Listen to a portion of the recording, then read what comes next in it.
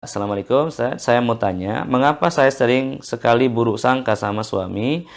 Apa karena trauma? Karena pernah dikecewakan? Bahkan terkadang saya benci sama suami, padahal jauh di lubuk hati saya sangat menyayangi suami saya. Saya sudah berusaha menahan supaya tidak marah kepada suami, tapi seakan-akan saya tidak bisa menahannya di luar kendali saya. Perhatikan. Pertama, suami memiliki hak untuk menceraikan ibu. Suami memegang kendali penuh untuk menceraikan istrinya, meskipun itu salah satu hal yang dibenci oleh Allah Subhanahu wa taala. Ya, cerai sebagaimana besi.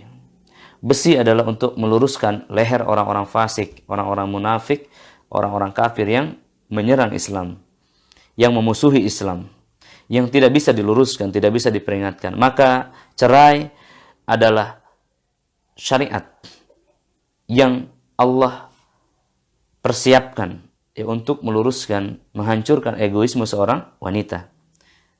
Wanita diuji oleh Allah Subhanahu wa taala dengan nafsu yang lebih besar daripada laki-laki. Allah taala berfirman, "Inna kaidakunna azim." Ya. Sesungguhnya nafsu wanita itu sangat dahsyat, tipu dayanya sangat dahsyat ketika dia sudah bernafsu. Maka ini menjadi celah bagi setan untuk masuk ke dalam tubuh wanita dan kupur kepada suaminya.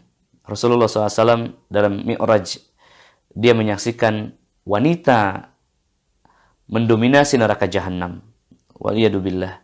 Ya, kenapa ini terjadi? Karena wanita kupur kepada suaminya. Dia tidak bersyukur kepada suaminya. Nabi SAW mengatakan, banyak wanita mengatakan suamiku ini tidak pernah berbuat baik kepadaku, padahal banyak sudah hal yang sudah suaminya lakukan. Baik hamba Allah yang dimuliakan.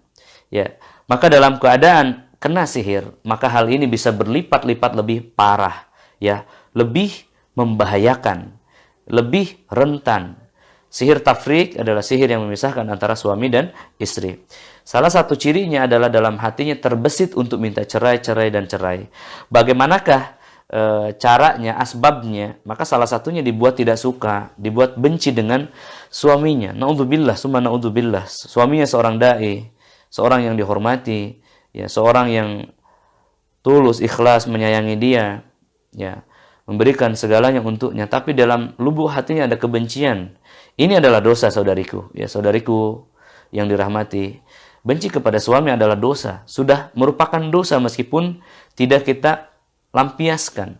Ya, tugas seorang istri bagaimana agar dia mendapatkan ridha Allah Subhanahu wa taala dan jannahnya adalah mengabdi kepada suaminya. Pengabdian yang setulusnya, pengabdian yang sesungguhnya, ya. Tidak ada pengabdian yang menyenangkan. Surga adalah sesuatu yang mahal, tidak bisa dibeli dengan sesuatu yang murah meriah, ya, santai ringan, tidak. Maka tentu mengabdi kepada suami, taat kepada suami, membuat suami ridho kepada kita adalah sesuatu hal yang sangat berat. Dan tidak semua wanita yang bisa melakukannya. Bahkan wanita-wanita yang sudah berhijab, bahkan wanita-wanita yang sudah menyempurnakan hijab dan akidahnya. Ya, apa yang harus dilakukan dalam keadaan ibu seperti ini? Kalau ibu merasakan, mohon maaf, ya, kalau ibu merasakan di dalam hatinya, ya, ada sayang kepada suaminya, ya, ada kasih sayang yang sangat dalam, maka jadikan lilin yang kecil ini adalah modal, ya, untuk menyirnakan kegelapan ibu. Ya, ya, tambahkan rasa sayang daripada lubuk hati kita yang dalam ini dengan kekuatan yang akan membuat ibu insyaallah ta'ala, ya, mendapatkan taufik, yakni dengan menambah takwanya. Misalkan saat ini ibu memiliki modal untuk mencintai suaminya, maka pertama lihat hal-hal baik yang telah suami itu berikan kepada kita. Anak-anak, rumah, pekerjaan, ya, harta, tenaga, waktu yang telah diberikan kepada suami. Pertama hargai itu. Karena manusia tidak bisa bersyukur kepada Allah tanpa dia bersyukur kepada manusia terlebih dahulu. Karena rezeki-rezeki itu tidak turun dari langit serta-merta, melalui asbab, melalui sebab, yakni manusia. Dan suamilah manusia yang paling dekat dengan kita, yang mengayomi dan melindungi kita. Itu yang pertama. Yang kedua, kemudian tambahkan amal-amal yang banyak, ibu. Khusyuk, ya. Membaca Al-Quran dengan khusyuk, doakan suaminya, qiyamul lail, barangkali suami pulang dalam keadaan lelah, ya, ibu bangun malam, qiyamul lail, doakan dia, mudahkan urusannya, beri dia hadiah. Jangan minta hadiah terus, beri dia hadiah. Hadiah yang baik ya. Hadiah yang indah, hadiah yang kekal ya. Jangan berikan suara, pakai parfum yang paling wangi ya. Siapkan makanan yang paling menyenangkan atau setidaknya sikap yang paling menyenangkan. Ya, ramah tamah, tatapan yang lembut. Ya.